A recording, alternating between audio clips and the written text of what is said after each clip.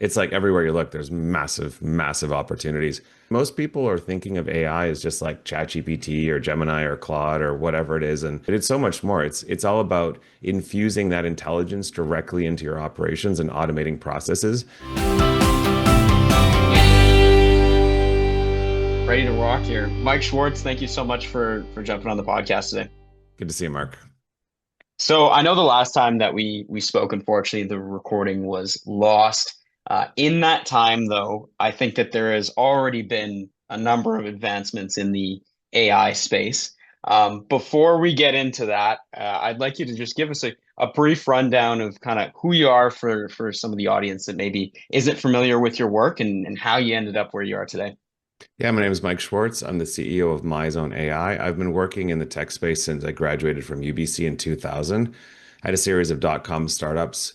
Some of you, if you're around my age and you used to go to nightclubs in the sort of 2000s, you might know some of my earlier projects, which included clubvibes.com and clubzone.com. These were dot-com companies that came out of the ashes of the dot-com collapse in 2000, and then they became quite popular around the world. We got up to about 3 million unique visitors per month on those. I also launched a tech social networking community called techvibes.com and the massive tech conference out here in Vancouver. So those were the early days. It was just like a lot of dot-com startups, a lot of drinking and doing it for fun. But yeah, they grew quite fast.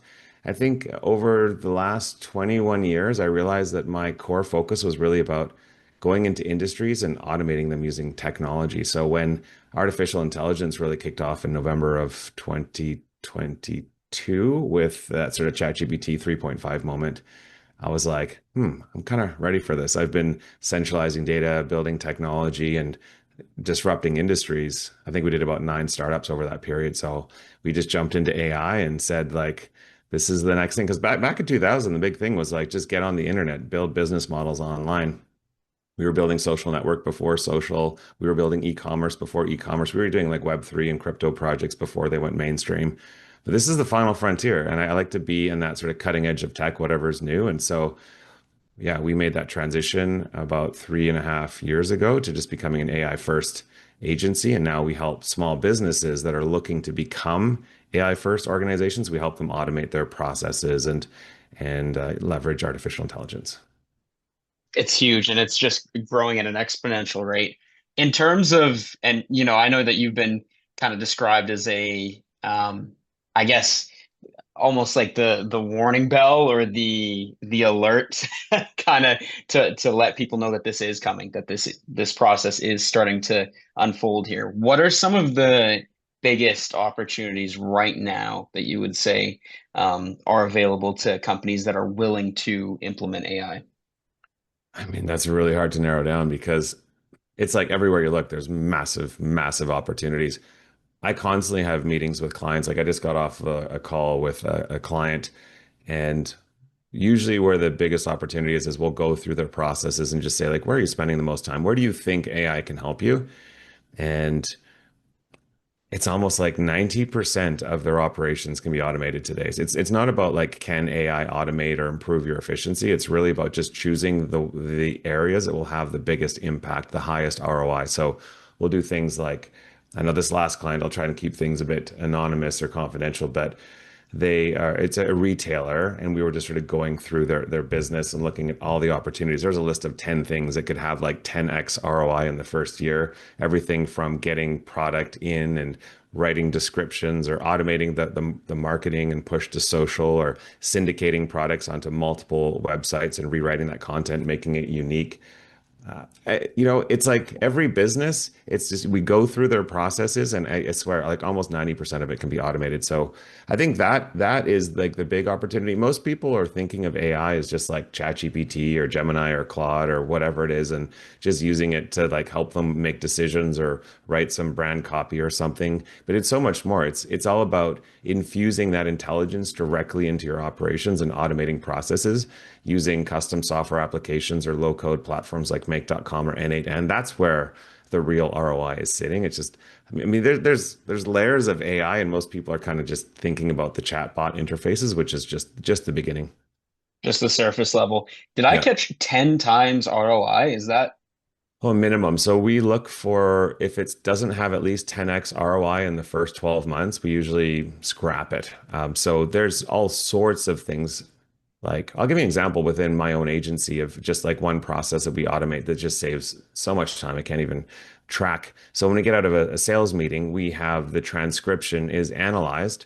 So first, the call is transcribed. Everything we say with the client is there. Then we have an AI agent that comes back and analyzes the transcription to see what it's about. It looks at all of our corresponding Slack channels and says, which channel should I be putting the summary to? It then summarizes it. It attaches the video link and the full transcription, and then it injects it into the Slack channel. It does that automatically. And our teams before, they used to have to type up notes and then post them to Slack, or they had to take transcriptions and copy them and paste them and summarize them and then paste them in Slack. And that just happens automatically in the background. That happens like 50 times a day. Or one of my new personal favorites, I'm wearing this little pendant here from Limitless.ai. And I can say things like I could be in a conference, like I was out in Lake Louise with the Alberta Innovates group this last weekend. And I'm meeting all sorts of people. And then I could just be like, sounds great. Make sure you send an email to Mark. And I just press a button or I say a keyword like action item, which is probably going to confuse my AI now. It's going to think there's something to email you. But you can have these sort of automatic transcriptions going where AI is listening in and then taking actions for you. So I have an agent that's connected to the API for this microphone, which runs 24/7. Well, I turn it off in the evenings for safety reasons. And then it will automatically action Slacks, Asana tasks, emails for me just based on conversation. So, I mean, everywhere you look, it's like it's a whole new world.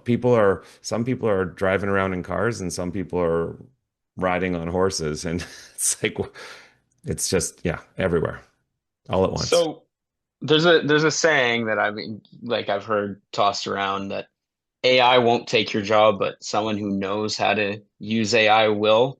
Can you speak to that? Is that something that's like, is there truth to that, or is AI, could it take our jobs? What do you see happening in the future here? I think AI will take jobs, and also companies that embrace AI will, take your job, and somebody who's using AI better than you will take your job. So like you are under direct threat, regardless how you look at it. I think looking at it from a corporate perspective, if you're a business and your competitors embrace AI faster than you do, you're at a massive disadvantage. We look at in the past, if say somebody adopted CRMs and you're still working off of spreadsheets and emails, it's like, they might be 20, 30% more efficient than you. It's not the end of the world. Maybe you're not going to be the market leader if you have a big sales team and they're all working off of Outlook, you know, and someone's got auto dialer with salesforce.com or something. It's a significant advantage, but it's not life or death.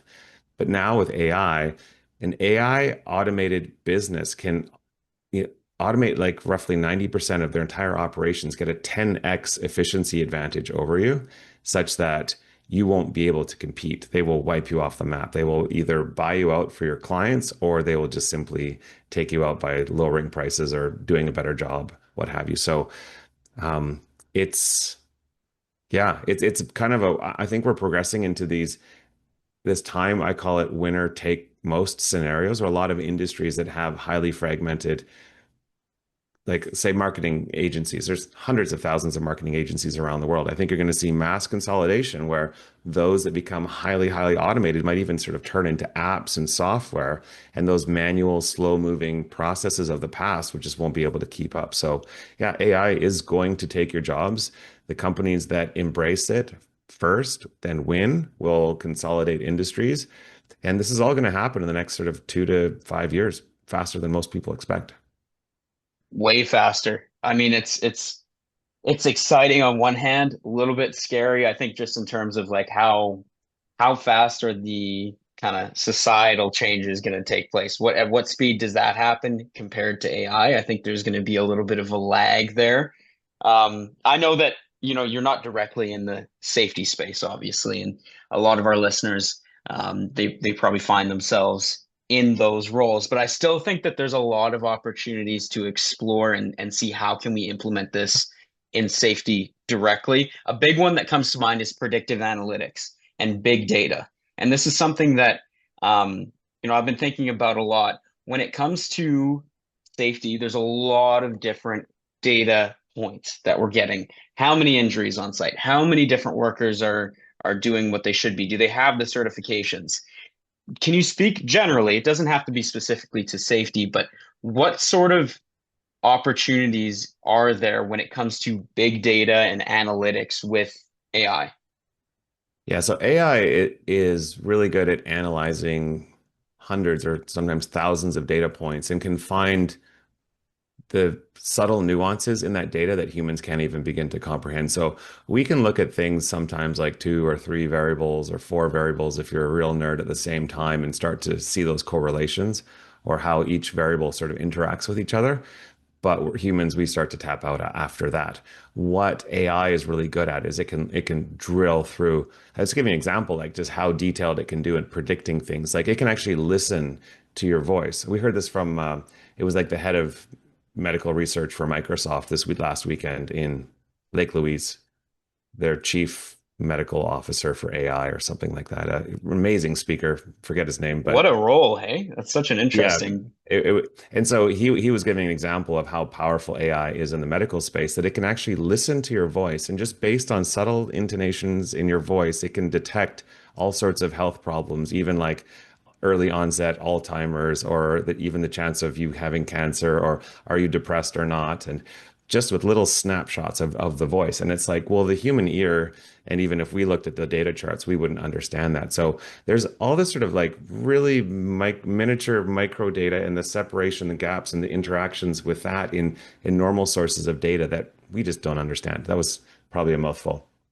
But to put that in simple terms, that AI can analyze data streams and just pick up and predict things that we can't possibly begin to understand. So I think from if I was in the safety space, what I would be doing is really looking at what are all the different sources of data that I can collect, make sure it's high fidelity, and start centralizing that. And then having AIs analyzing that. And then when you can see, for example, a safety event occurs, if you have those data points, this is what happened, this is what happened, then AI can go back and analyze all of the other data, time of day, weather conditions, how long the employee was working, how the age of the equipment. You can have Internet of Things sensors, IoT sensors, video cameras, microphones, equipment, safety logs, all of that data. And what AI will do is say, hey, when these incidents are happening, what are the common things that we're seeing? Just like when you hear someone's voice sound a little bit different, what are those indicators that align with somebody having cancer or Alzheimer's or Parkinson's? Like they're able to predict that from your voice. So AI can sort of find those correlations across complex data sets and align them with past events to use that to predict future events. So you can say next time we see these sort of patterns happen, we can say, oh, there's a high probability that this incident may recur, and maybe don't send people to the job site today, or maybe you get that equipment fixed before another incident occurs. So that's really how AI is able to predict things.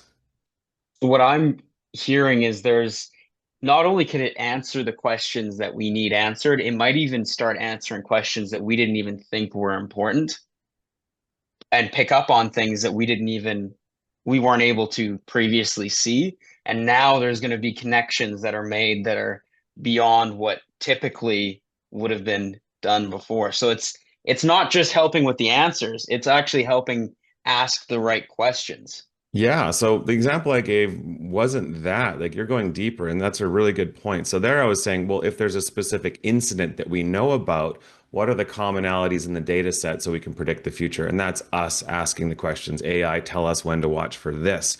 But you're absolutely right. AI can do more than that because they analyze this data and tell us things that we hadn't even thought about, tell us the questions we haven't thought about asking. I give you an interesting example here with this new limitless AI pendant. It's really good for CEOs like myself that have a little bit of ADHD and sometimes forget all the conversations they've had. It tracks and records everything, and it provides automated AI coaching. Every morning, I can wake up, it'll tell me all the things that I said I would do, and I can make sure that I did them. So there's accountability, but it also provides coaching advice. So it listens to conversations that I'm having with people, and it makes recommendations on how I can improve as a human being or as a leader. I'm like shocked at the insights, the coaching insights. Like I'm not asking the questions. It's saying, hey, by the way, that meeting that you had with so and so yesterday, she asked this specific question, and you were so excited about your idea that you didn't listen to her. And even though you ended up closing the deal, you could have built a stronger rapport if you had done. I'm like, wow. So it picks up on things that you're not even aware of. And sometimes in that example, it's a lot easier to get coaching advice from a computer that's anonymous than it is to hear that from like a real coach or a mentor that's criticizing you. But yeah, it's amazing what AI can do. That's, it's incredible to think that you can just have this pin on you that's the ultimate tailored teacher. And I know from hearing you speak previously that you've used AI to help with the education of your son, right? And I think that this is education is another massive opportunity. And when we think of teaching and classes in the safety space, oh my God, how much resources goes into running these workshops, into making sure that people are getting the information they need before getting to site. What are some of from your own experience and from what you've learned, some of the key areas where AI is really able to take learning to the next level? Yeah, well, there's so many areas. Hopefully, you can keep me on point here. I'm going to start with course creation. So, this was a meeting I had with Vancouver Community College maybe about a year ago. And at that time, it's pretty common in the higher educational space to spend roughly a year or year and a half to create a course. Right? They would have a educator take a sabbatical and then write the course. And they were like, well, maybe AI can do this faster. AI was able to do it in a couple of minutes, right? So asking the right questions, like interviewing a thought leader and going out there and doing deep research, very quickly you can create incredible content. So combining deep research plus thought leadership and having example templates of the sort of outputs that you're looking for to create a course, and you can create courses in, pennies on the dollar, or I don't even know, like less than 1% of the cost. So course creation is huge. I think the other thing we're going to see a big trend with, I'm not sure where you guys are at with this, but is it sort of depends on the type of course. If it's like a course that they need to get a specific certification to get some sort of stamp of approval, it's going to be very rigid, structured questions. But if you're providing just a general learning program, you can have those learning programs adjust dynamically based on how well somebody's understanding things. And so, for example, like what we were doing with my son through the pandemic, or couple of years ago. Like we pulled him out of school and we would have AI assign his homework. We would see hit the answers to his questions. We would take pictures, upload it. AI would grade his work, and then based on how he was progressing with his math problems, it would suggest new work. So the program is dynamically adjusting based on the learning of the individual. So yeah, I think you're going to see a lot of that in the educational space is that you'll have this vast sort of curriculum that you're teaching people, and it's no longer going to be like one size fits all because some people are going to pick up really fast, and then you can have the learning path go in a different direction. If someone's getting stuck on a specific area, then you can break it down. You can say things like adjust the education to speak to somebody at a grade 10 level or a grade 9 level or a grade 14 level. AI can adjust that, the teaching. So I think that dynamically evolving educational styles and see what's working is going to be another area that's huge for education. That tailored experience goes so far in being able to not just learn something today, but actually apply it tomorrow and the next day and take it with you, whether it's on the job site or whether it's to work, whatever it might be. Um, that's something that, I mean, it's so difficult for a human teacher to be able to offer that level of personal connection and understanding and direction. Yeah. It's just impressive. Yeah, I want to Um, add one point to there. There was a study from Khan Academy. The founder of Khan Academy, his name is Salman Khan, and he published the book Brave New Words. And you can see this online in sort of YouTube videos or in his book. They did a study where they took a batch of normal students versus like the most exceptional students, and they plotted them on a sort of a chart, and we could see this sort of distribution curve of learning. And then they took the normal students and they gave them one-on-one personalized tutoring, not from AI, just from human tutors. And they found that that group would very quickly outperform the exceptional students just with one-on-one support and fully customized. So places like Khan Academy now have these dedicated AI chatbot assistants that will help students answer their questions, not give them the answers, but help point them in the right direction. And we found that this sort of one-on-one, highly personalized tutoring that can happen while someone's learning can have profound impact on their how fast they learn and how well they retain things. And also just having little follow-ups and check-ins. Like human teachers are a scarce resource, right? You know, especially if you look at the childhood educational level, if you're in a regular public school, you've got 28, 30 kids fighting for the attention of the teacher. And so with AI powered learning, you can have this basically you and one or two different agents that are supporting you with your learning journey. And it looks very promising for the future of education. I was even hearing they have a school in the US, I believe it's private, but that's fully AI now. Like it's just gone entirely AI. That I mean, I think the education space is just gonna, as well as everything else, is gonna completely change. I know that certain industries are more likely more open to your message than others. And I think that, in safety, when it comes to construction and things that are very like hands-on, sometimes there can be a bit of a disconnect between technology and the work site. How do we bring this message to workplaces that are maybe a little less open to it? Or how do we get that conversation going? Great question. I think there's two sides to that. I mean, one, there's just tons of things that you can get started with right away. There's a lot of things that AI can do incredibly well, but there's also a lot of things that you kind of have to wait for, especially when you're dealing with safety. So, but if you wait around until AI is perfect and not hallucinating, then by the time that it suddenly solves for those issues, if you haven't started your learning journey with AI before then suddenly like the future AIs will be like, hey, we're 100% safe now. No more hallucinations. You can trust us with your, safety recommendations. Yeah, you're going to be too far behind. It's going to be too hard to catch up. So I'll give some examples. Like AI, I'm working with a client in the energy space, and they have a massive knowledge base of standard operating procedures related to how their team is working with equipment and in the oil field. And if AI makes a slightly wrong recommendation, it can be a matter of life or death for people on the field. And so even though we can get AI up to 99.8% accuracy on the recommendations, if it makes a hallucination with the potential of killing one of his employees, it's not good enough yet. So I think a lot of people in heavy industry and mining and oil and gas, they're excited about it, but they're like, the risk of that little bit of mistake, we still need to have that. We can't trust it. And so we need to have all sorts of humans involved with that process. And it just adds a lot of cost and delays. And there's all this sort of apprehension around that. But what I would say to them in terms of adoption is look at all the things that AI has solved for in the last, what is it? It's only been 2.5 years since ChatGPT hit. The movement really just went crazy in the last 2.5 years. I mean, first, it didn't know how to do math, right? It sucked at math.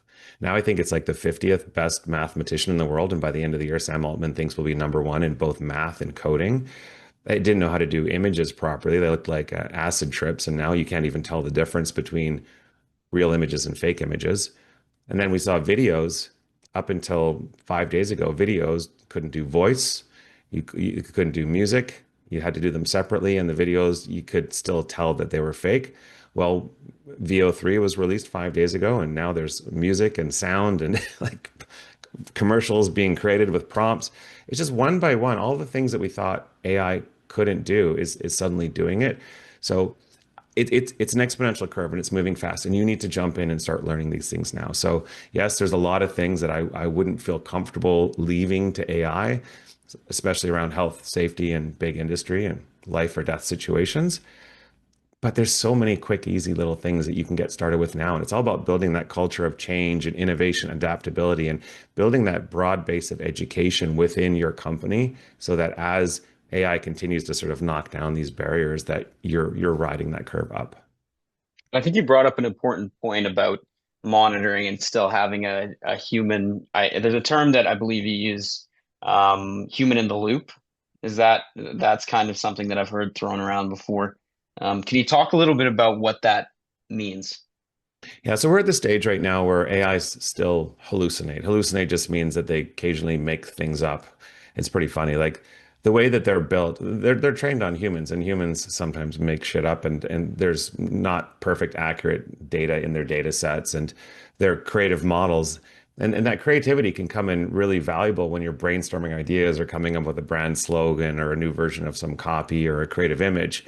But it could be a life or death situation if you're like, what was the pressure recommended maximum pressure reading on this oil well, whatever. Like, so it will make stuff up. And so what we do is we have AI systems that will measure the accuracy of other systems, like kind of audit layers. And you can build layer upon layer of audit systems, but you still need to have a human that's overseeing all of the numbers and systems and saying like, the person that's overseeing whatever agentic or AI system is called the human in the loop. And that's essential as long as AI is still making hallucinations. Now, there's all sorts of things that we can do to reduce the chance of hallucinations. And the more life or death the scenario is, like the lower the acceptable risk, the more audit layers that you can have. I actually learned from a super smart guy this last weekend in Alberta. There's ways that you can use AI to really validate the individual pieces. And we're getting close to being able to trust AI. But until then, we still have our human caretakers that have to oversee these AI children and catch them when they make those mistakes. The AI children, that's a great way to, it is almost like raising a child, hey? An incredibly smart child that might change the future of humanity permanently. They're kind of weird children too. I haven't thought about this, but what's that TV series I'm watching right now with my son, Young Sheldon, right? Oh, yes, Like yeah.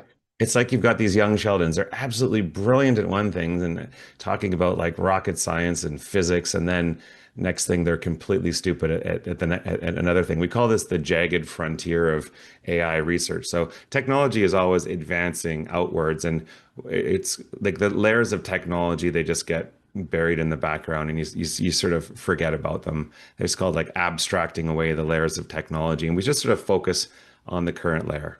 You don't think about, for example, electricity and how it works. You just plug into it. You don't think about the internet.